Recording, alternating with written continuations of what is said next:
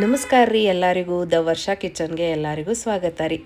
ಇದಕ್ಕೆ ನಾವು ತುಪ್ಪಿರಿಕಾಯಿ ಅಂತ ಕರಿತೇವೆ ರೀ. ಕೆಲವೊಂದು ಕಡೆ ಇದಕ್ಕೆ ತುಪ್ಪದ ಹೀರೆಕಾಯಿ ಅಂತಲೂ ಕರೀತಾರೆ ರೀ. ಇವತ್ತು ಇದನ್ನು ಬಳಸ್ಕೊಂಡು ಒಂದು ರುಚಿಯಾಗಿರೋಂಥ ಬೋಂಡ ಮಾಡೋಣ ಬರ್ರಿ. ಮಾಡೋ ವಿಧಾನ ಹೆಂಗದಂತ ನೋಡೋಣ ರೀ. ಫಸ್ಟ್ ತುಪ್ಪಿರಿಕಾಯಿ ಸ್ವಚ್ಛಗೆ ತೊಳ್ಕೊಂಡು ಅದನ್ನು ಸಣ್ಣದಾಗಿ ಹೆಚ್ಚಿಟ್ಕೋಬೇಕು ರೀ. ಇನ್ನೊಂದು ಬಾಣಲೆ ಒಳಗೆ ಕಡಲೆ ಹಿಟ್ಟು ತೊಗೊಂಡು ಅದಕ್ಕೆ ರುಚಿಗೆ ತಕ್ಕಷ್ಟು ಉಪ್ಪು ಮತ್ತು ಇಲ್ಲಿ ನಾನು ಧನಿಯಾ ಜೀರಿಗೆ ಸೋಂಪು ಮಿಕ್ಸ್ ಮಾಡಿರೋ ಪೌಡರ್ ಹಾಕೇನಿ ರೀ. ಮ್ಯಾಲೇನೂ ಸ್ವಲ್ಪ ಜೀರಿಗೆ ಹಾಕೇನಿ ರೀ.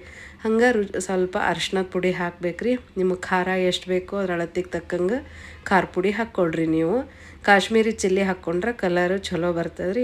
ಇಲ್ಲಿ ನಾನು ಬ್ಯಾಡಗಿ ಮೆಣಸಿನ ಪುಡಿ ಯೂಸ್ ಮಾಡೀನಿ ರೀ. ಕೈ ಒಳಗೆ ಸ್ವಲ್ಪ ಓಮ್ ಕಾಳನ್ನು ತಿಕ್ಕಿ ಹಾಕಿದ್ರೆ ಅದ್ರದ್ದು ಘಮ ಭಾಳ ಚಲೋ ಬರ್ತದೆ ರೀ.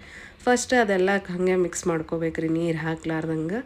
ಆಮೇಲೆ ಅದು ಎಷ್ಟು ಹದ ಹಿಡಿತದಲ್ರಿ ಅಷ್ಟು ನೋಡ್ಕೊಂಡು ನೀರು ಹಾಕಿ ಕಲಿಸ್ಬೇಕ್ರಿ.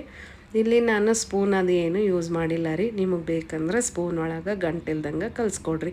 ಅದು ನೀರು ಎಷ್ಟು ಹಿಡಿತದಲ್ರಿ ಒಮ್ಮೆಲೇ ಬಹಳ ಹಾಕ್ಕೋಬಾರ್ದು.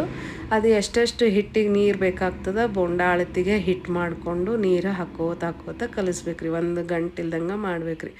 ಗಂಟಿತ್ತಂದ್ರೆ ಹಿಟ್ಟು ಚಲೋ ಬರಂಗಿಲ್ಲ ರೀ ಮತ್ತು ಬೋಂಡನೂ ಚಲೋ ಆಗಿ ಉಬ್ಬಂಗಿಲ್ಲ ರೀ. ಇದಕ್ಕೆ ನೀವು ಕಲಿಸಿ ಆದಮೇಲೆ ಬೇಕಂದ್ರೆ ಒಂದು ಸ್ವಲ್ಪ ಕಾಯಿಸಿದ್ದು 1-2 ಚಮಚ ಎಣ್ಣೆ ಹಾಕ್ಕೊಳ್ರಿ. ಅಂದ್ರೆ ಚಲೋ ಅನ್ನಿಸ್ತದೆ. ಬೇಡ ನಮಗೇನು ಎಣ್ಣೆ ಬೇಡ ಅಂದ್ರೆ ಸ್ಕಿಪ್ ಕೂಡ ಮಾಡ್ಬೋದು ರೀ.